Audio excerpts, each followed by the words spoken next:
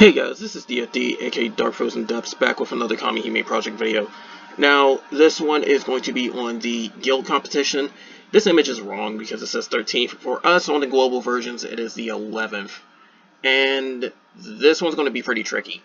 But also, I'm going to end up talking a little bit about the upcoming raid that should be popping up, hopefully the same time as our 11th guild competition event.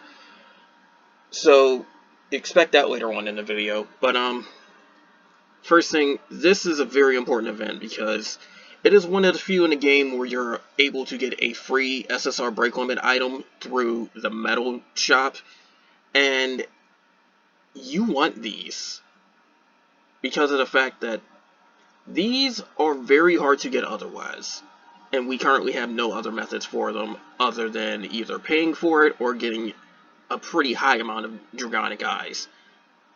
Get these, don't trade for anything else. If you can't get the 15,000 medals, save it up. There's going to be others later on because we're on the 11th and JP-Sad's about to have their 15th. There's plenty of opportunities to get them later, or at least save up the medals for it. But this one is going to be 7 turns long, and it's based on the total amount of damage you do in the entire fight. This is going to be tricky because of a few things.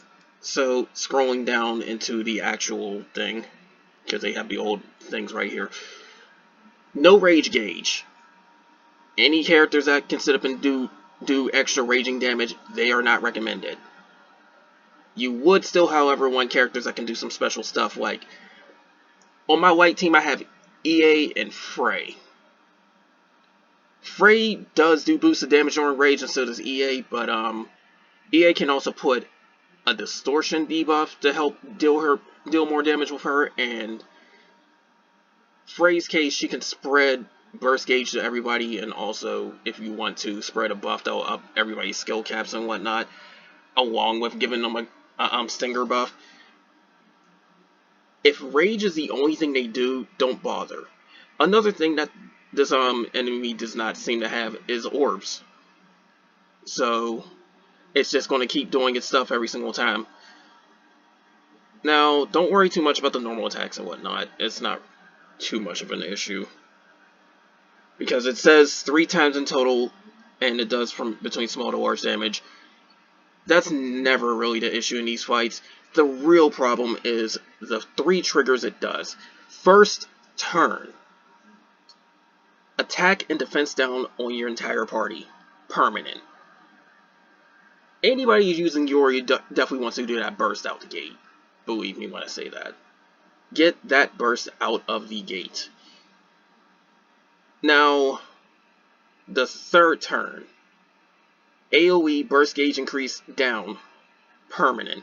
What that means is that when you get hit, and when you do hit, your burst gauge should go up slower than normal. If you have direct burst gauge fill, this probably shouldn't be an issue, at least for now.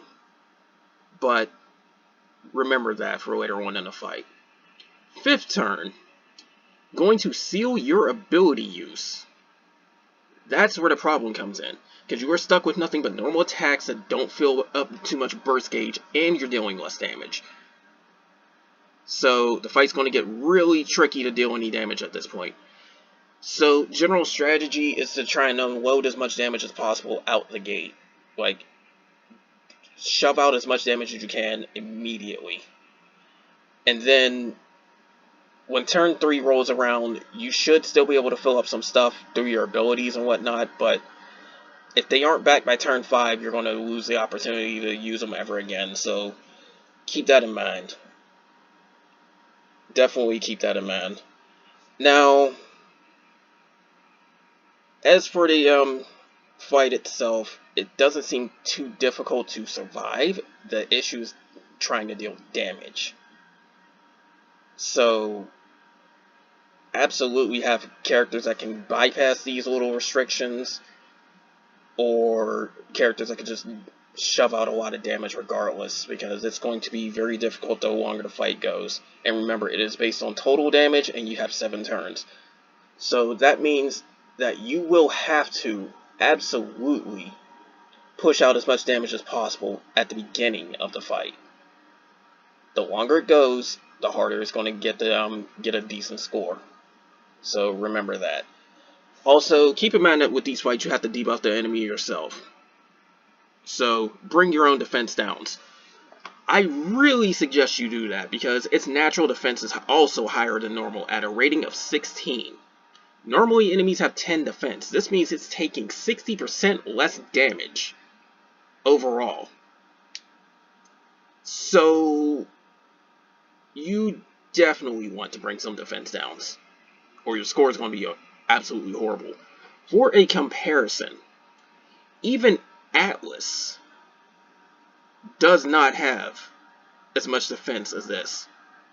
Now, to be fair, Atlas can't be debuffed yet. There'll be a nerf on that later on. But that's saying something. This enemy has more defense than Atlas, at least normally. So bring your defense downs. Elemental defense, whatever you need in order to do it. Now, other than that, you should really try to focus on damage dealers. You really should. Don't worry about survivability. Don't even worry about trying to keep up your HP for the fight, which would be something like Vigor, because honestly, the fight's not going to last that long. Unless you're just taking a crap ton of damage, you really shouldn't have to worry about maintaining Vigor. You're going to at least have somebody into the fight, depending on your weapon grid and all of that. Now, for those of you that run a Pride thing, you tend to have the best opportunities in these type of events because you're not going to worry too much about healing, so your HP is going to start dropping as the fight goes anyways. And even better is when you get Rebellion, if you have access to it. So, Pride and Rebellion is pretty good for these type of events. Vigor's arguably better if you can keep your HP high. But, again, deal as much damage as early as possible. It's only going to get worse as it goes along, especially at turn 5 when you really have nothing but normal attacks. So, yeah, unfortunate. That also means that anybody that's using Paracelsus, is hard to pronounce her name, but the normal attack S-Class Soul, anybody using her, use all of her stuff by turn 5. You won't be able to use it again. So, use all of her stuff by turn 5. But, anyways, that's all for that. Now, moving on to the other part of this video, because I feel a need to point a lot of this stuff out. We are going to have Guardian Plus raids pretty soon. I will do a full-on video for their strategies and whatnot after their nerfs, because before the nerf, it's not going to be too much to worry about. But as you can see, there are two enemies to deal with. Phaleg herself, and she has a lion butler that assists her. And both of them have 3 orbs. They both have raging bars too, of course. No idea what their defense is. I don't know what their HP is exactly, but here's a good estimate. Somebody had soloed one of the Guardians before. I think it was Haggith Plus. And their total damage was 600 million. Assume these Guardian Plus raids have more HP than even Atlas. So the overall HP count is probably higher than Atlas. Assume that. Now, as for the fight itself, my suggestion to you guys, if you're really intent on getting materials as soon as possible, do not leech this raid. It is going to be very difficult because of these 2 mechanics that they have in there. First off, they're going to get stronger as the fight progresses, and each time they get stronger, they're going to do an insane amount of damage as well. So you're going to really need to protect yourselves like every 20 turns. Second mechanic, and this is one that doesn't go away even after the nerfs. If you do not kill them both at the same time, the survivor is going to get really irritated and start dealing insane damage. So you have to make sure you kill them both at the same time. Now, another thing that makes this fight even more difficult is the fact that they are immune to attack down and defense down debuffs. They can, however, be affected by elemental ones. So, fire attack down, water resist down, that's what you want to break out. And it's made even worse considering the fact that only water is going to deal normal damage in these fights. If you use anybody else, it's going to have that off element mechanic, just like guild competition I just talked about, just like tower. Well, not tower really, because tower enforces it, but heroic will have that off element mechanic. Later on, malicious raids will have that. Get used to that. You want elemental advantage for a lot of stuff in the game at the later points because of how much it does. Like how much stuff it does, what it demands of you. Elemental advantage. That's also a reason why I'm not going to have a video on this for a while, because of the fact that I don't have a strong enough water team for that, and I know it. Even if I did, I'm waiting until after the nerf. That's how much I do not want to deal with the pre-nerfed version of this. Now, it also says that you cannot increase its orb count. And you cannot debuff it in any sort of way that will prevent its turn. So be very wary of that. Now, I'm not saying you can't leech at all, because depending on what happens, maybe you might be able to. You might have people that can carry you. You might get into a random raid where there's people that can actually handle the fight. I don't know. All I know is this. This is a part where JP SAD actually tries to prevent people from leeching. And sure, we're not JP SAD, but that should tell you how much of this fight can go wrong. Just even look at the list of all this stuff right here, which I'm not going to go over. You can pause it and look at it yourself. But seeing this laundry list of all this stuff is a lot. And this is after the nerfs, because it does get nerfed twice. But this is after the nerfs. What we're dealing with is this old data right here, which is before it. The crossed out stuff is what the first nerf took out. And in that case, it is going to be, and I don't know if they both do it too, they probably both will, if they're still alive by then, but every 20 turns, they'll bolster the damage of everybody on their team, meaning Phaleg and the Lamb Butler will buff everybody's damage on their side. You can't remove it either. And it also deals a fixed fire damage of 100,000. So be very careful. Be very, very careful. But with how this fight's supposed to go, you're supposed to attack one until its HP gets to a certain point, I think about 40%. Attack the other until it gets to about 40%, and then you try to kill them both at that point. Don't let one survive. If one survives, it's going to start dealing a lot of damage, especially if there's already been multiples of 20 in turn count. So, again, be very careful in this fight. Try not to leech it. Try not to leech it. You could, but try not to. Just because you can doesn't necessarily make it a good idea. Wait and see who can handle it, how many people can handle it, before you even think about trying to leech this.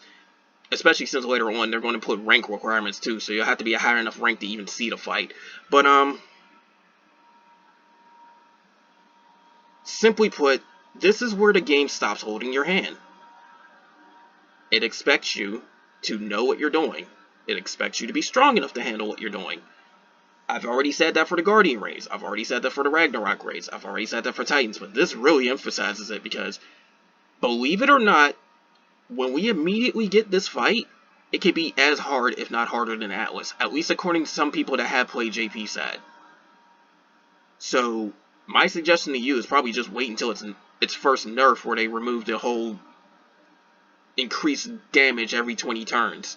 At that point, you'll have a more reasonable chance at it. But you still won't be able to use attack and defense debuffs for a long time. You will have to rely on elemental debuffs if you want to reduce any sort of damage output that these guys have. And also increase your own. Because it's not going to have its attack and defense lowered, neither one of these, outside of elemental debuffs. It's immune to it. It's not a case of resisting, it's immune. And also keep in mind that some some of these incapacity effects like paralysis and flame bind, stuff like that. Immune to those. Immune to the orb count increase. That doesn't mean you can't remove orbs off its total. It means you cannot extend how many it takes for the burst to go off. So be careful of that. Also, I have no idea if it's going to counter if you remove any orbs. Some enemies actually were rumored to do that, but I don't know if that's true or not. So always be careful of that. Pay attention to what you're doing, guys. Always. But anyways, what do you get from these? We get a new type of treasure. We call them globes. It's going to allow 3 very specific things that you're going to want. First, Guardian weapons will be allowed to final limit break. You need these globes for that. Eidolons will be able to final limit break. You need these globes for that. But not every Eidolon, only just certain gacha ones. They're still very important though. One of them is actually the 100% Eidolon for fire, which is Belial. Cerberus can't do it, but Belial can. And you're going to want to final limit break Belial if you have the opportunity to. Now, the third thing that these give, that you need these globes for, if you happen to be building a machine beast Eidolon, as in the Eidolons you get from Battlefield of Soldiers, this allows them to go from SR to SSR. There are 2 perks from that. 1, it kind of counts as a final limit break for them as well. 2, they get scenes at that point, which is more magic jewels. So if people care about that, that's something that you get from dealing with the Guardian pluses. So you have 3 main things now, when this comes out, to work towards. There's going to be more later on, because there will be some changes that'll make things a little bit interesting. I think there's even a timepiece accessory that drops from these at some point too, but I don't know that for sure. And then on top of that, a big thing is that it's going to be needed in order to enter the malicious raids. So you're going to need these materials regardless if you want to take on the malicious stuff. And malicious is going to have even more powerful stuff later on, like ultimate limit breaks for certain weapons and a few other nice little interesting things to work towards. But anyways, that's all for this video. Again, if you're going to deal with Phaleg Plus for now, expect the worst version of it, as in the version that needed nerfed. Just gauge out who's in there and whatnot, and be very careful of that, because if I remember correctly, you can't elixir spam either. So you're going to see people die off and not come back. Try not to leech this fight. Try to take it on seriously. If you know you cannot take it on seriously, then maybe consider pulling up friends or a union that can actually help you out with getting these materials. Publicly leeching is probably going to go badly, especially on Nutaku's side. I've seen a lot of failed raids recently, and I'm going to see a lot more of this. You can expect that easily in the first few weeks. But anyways, that's all for this. More of this will come soon. Of course, I've always do a guild competition video every single time. Don't expect a Phaleg Plus video for a long while. My water team is not up for it. But anyways, that's all for this. More of this will come soon, and take care.